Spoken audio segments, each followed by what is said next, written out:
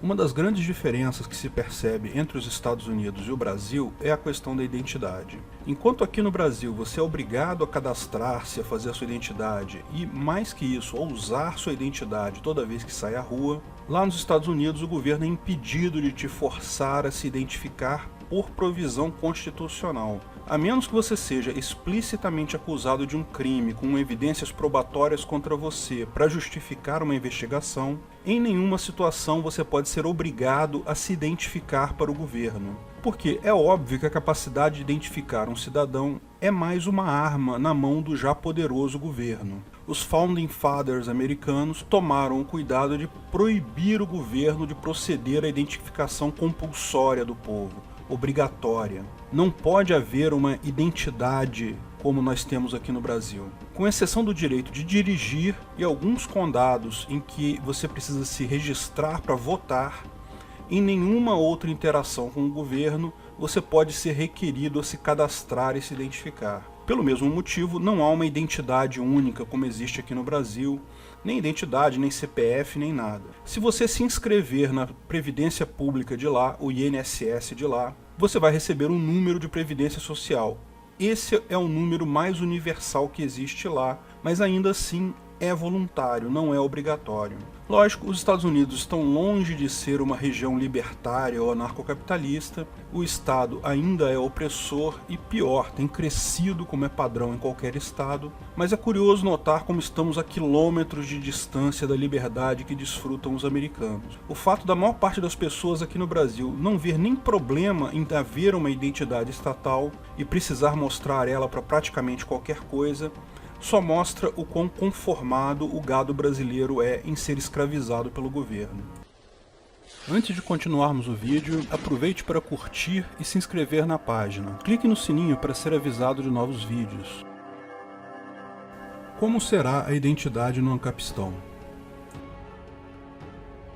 Submeter-se à identificação pessoal é um processo que diminui a sua liberdade. Portanto, é preciso que isso seja feito com cuidado. E mais que isso, deve ser sempre algo voluntário. Para fazer um negócio perene no tempo, ou um negócio que envolva grandes valores, faz sentido para uma parte pedir a identificação da outra parte. Mas ninguém pode ser obrigado a se identificar no Ancapistão. A outra parte sempre pode desistir do negócio. Mas lógico, é preciso haver uma forma de identificar as pessoas. Se temos uma justiça privada baseada, dentre outras coisas, em negativação do nome das pessoas em listas públicas, como saber exatamente quem é a pessoa negativada? Será preciso alguma forma de identificação de pessoas. Note, porém, que a identidade de alguém só é uma fragilidade se imposta por uma entidade poderosa como o Estado. Você pode se identificar usando entidades privadas de identificação sempre de forma voluntária. Mas isso gera um problema.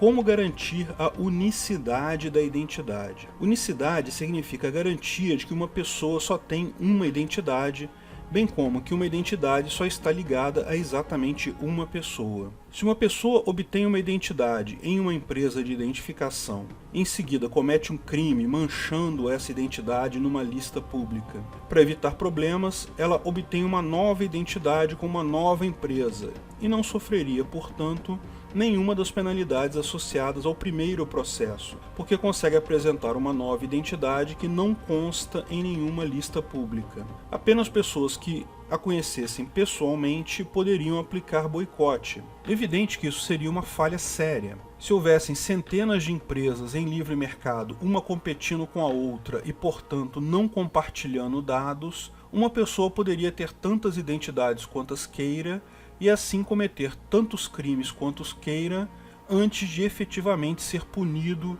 por boicote devido a seu nome constar em listas públicas. Por outro lado, uma empresa de certificação única seria capaz de garantir a unicidade, mas se tornaria automaticamente um monopólio coercitivo, e um monopólio poderoso por definição. A questão é que existem formas simples de prover cooperação entre essas agências de identificação.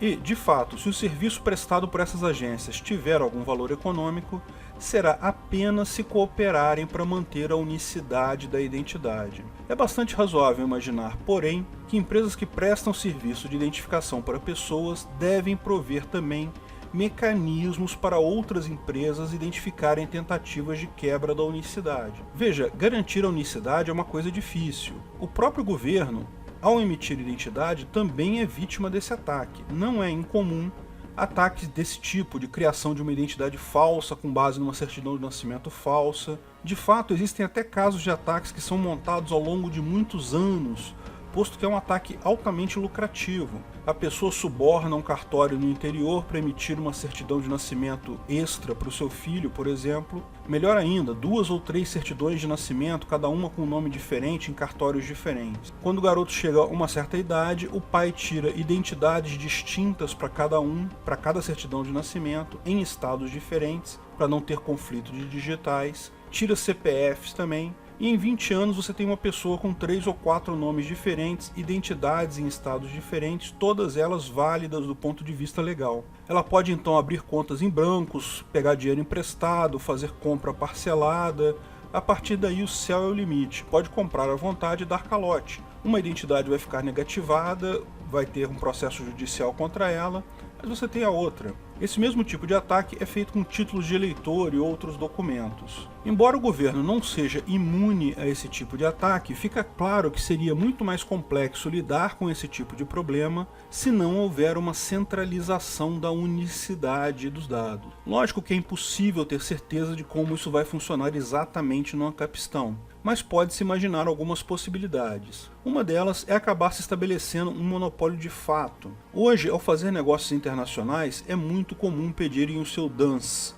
DUNS é um número emitido por uma empresa chamada Dun & Bradstreet para empresas. É uma espécie de CNPJ global. Essa empresa privada mantém o registro das empresas, suas subsidiárias, controladores, parceiros. Se você tem uma empresa, pode entrar no site deles e requerer o seu DUNS number, fornecendo algumas informações e, claro, pagando uma taxa. Se for fazer negócio com pessoas em outros países, é um número muito mais fácil de usar que o CNPJ, porque esse último é um número estatal e não tem qualquer significado fora do Brasil. É evidente que seu parceiro comercial lá do outro lado do mundo nem sabe o que o CNPJ significa, mas todo mundo conhece o DUNS number. Ela não é a única identificadora de empresas, mas é um monopólio de fato, ou seja, presta um serviço bem feito e reconhecido no mundo todo, de forma que acaba sendo usado por muitos. Uma possibilidade é que surja uma empresa desse tipo para identificação pessoal, monopolista por qualidade, atendendo à necessidade e mantendo a unicidade da identidade. Outra possibilidade é que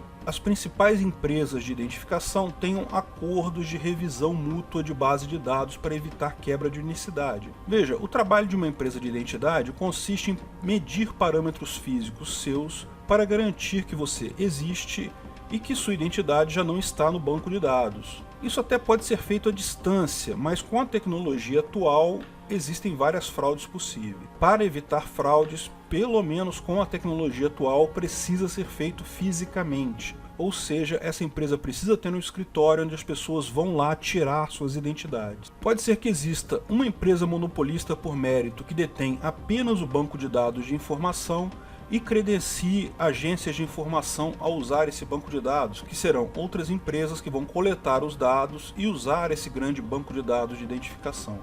Ou talvez cada empresa tenha o seu banco de dados, mas tenha um acordo de colaboração que umas possam acessar o banco de dados de outras, por exemplo. Quanto à forma de identificação, existem basicamente 2 maneiras de se garantir a unicidade da identidade de uma pessoa. Pela biometria, ou seja, por características não falseáveis daquela pessoa, como uma foto, uma impressão digital dos dedos, o padrão de veias na palma da mão, o DNA, sei lá. Ou pelo acompanhamento documental histórico. Cada vez que nasce um bebê, ele ganha uma certidão de nascido vivo do hospital, que por sua vez é usada num cartório para obter uma certidão de nascimento, que por sua vez é usada para obter uma identidade.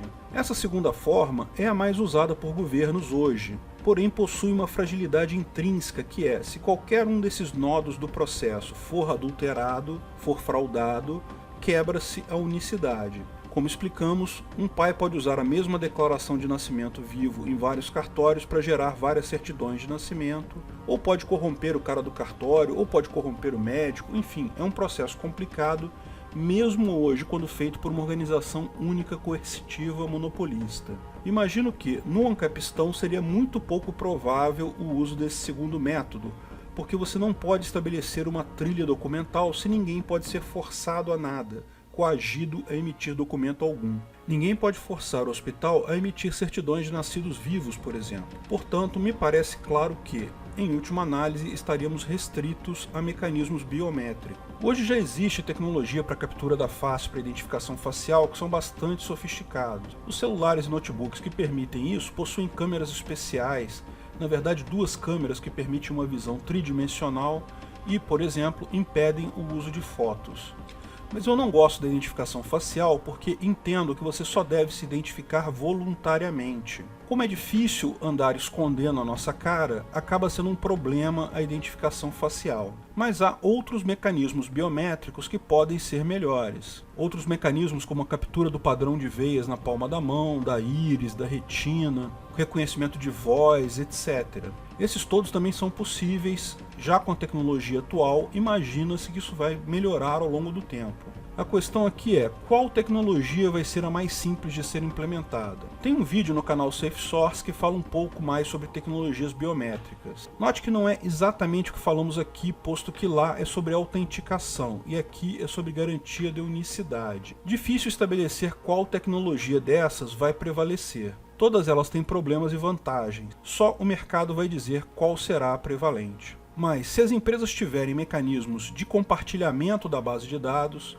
de forma que uma pessoa que queira fazer a identidade em uma empresa terá seus dados biométricos batidos também com outras empresas, isso já resolve o problema da unicidade. Cabe aqui listar algumas outras possibilidades de garantia da unicidade que também podem ser usadas. Por exemplo, uma feita pelo site BitHated, de reputação na compra de bitcoins. Consiste na referência pessoal. Você pode ser considerado uma pessoa individual se muitas pessoas apontarem para você e dizerem que você existe e tem aquele nome. De certa forma, presume-se que a maior parte da população quer que o sistema funcione. Então, um usuário fake não conseguiria um número significativo de referências de outras pessoas de forma a se tornar um usuário válido. Eu não tenho essa certeza, certamente haveria formas de burlar isso, como compra de referência de outras pessoas, mas pode ser que a tecnologia evolua a ponto de permitir tal distinção. Outra possibilidade é a inserção de microchips de identificação. Não gosto dessa possibilidade por 2 motivos. Primeiro, que o microchip que pode ser inserido pode ser retirado, ou no mínimo fritado com radiação.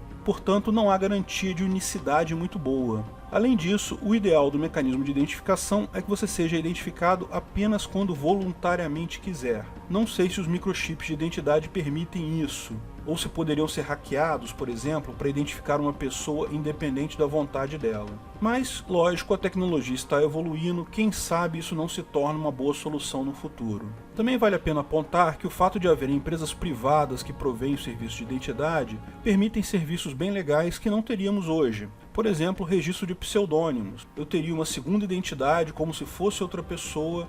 Apenas se eu cometer um crime ou tiver um registro judicial, ambas as identidades seriam ligadas, ou seja, a pontuação negativa de uma se aplicaria a ambas. Isso pode ser útil em uma série de situações, quando você tem 2 profissões totalmente distintas, por exemplo, e isso já é praxe em muitos sistemas e redes sociais hoje em dia. No último vídeo, pedimos que nossos assinantes enviassem sugestões sobre como acham que seriam a identidade no Ancapistão. Recebemos um grande número de sugestões, não vamos poder passar por todas aqui, mas vale a pena ressaltar algumas. Vários assinantes, por exemplo, o Ricardo Moura, o Fernando Prado e o Andrei Machado, mas vários outros também, apontaram que os registros de identidade seriam mantidos em blockchain. Sim, isso é uma solução legal porque permitiria até o compartilhamento de informações entre agências de identidade, para garantir a unicidade de usuários. É uma boa dica, eu não tinha pensado nisso. Eu tenho um certo receio, porém, que o blockchain é aberto, ou seja, os dados no blockchain têm garantia de integridade, mas não de confidencialidade.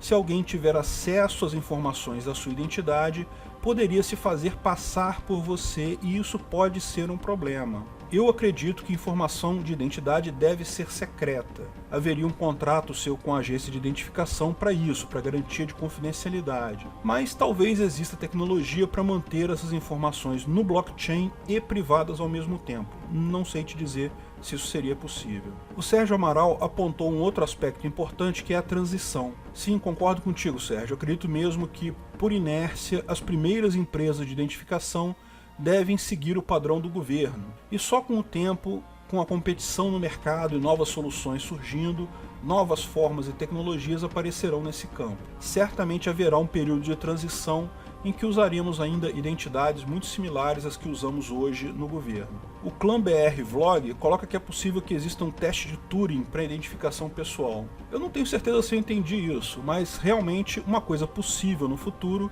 é que todos nós possamos alterar nossa estrutura física. Nesse caso, testes biométricos não garantiriam mais a unicidade. Mas eu imagino, não tem como fraudar um teste de DNA. Mesmo os mecanismos de edição de DNA com vírus seriam incapazes de alterar todo o seu DNA em todas as células do seu corpo. Enfim, concordo que, à medida que a tecnologia avança, os métodos tecnológicos para identificação vão precisar avançar também. Será uma evolução constante. Fica claro que será necessário o serviço de identificação mesmo em uma sociedade libertária. Que tal serviço irá requerer ou um monopólio por mérito ou um acordo entre as empresas de identidade para garantir a unicidade de registro individual. Esse registro será provavelmente baseado em características físicas, biometria, DNA, por ser a forma mais simples em uma economia descentralizada. Importante notar que não há impedimento técnico, ou seja, não sabemos exatamente como vai ser, mas é óbvio que o mercado vai acabar se ajustando para prover um mecanismo eficaz, econômico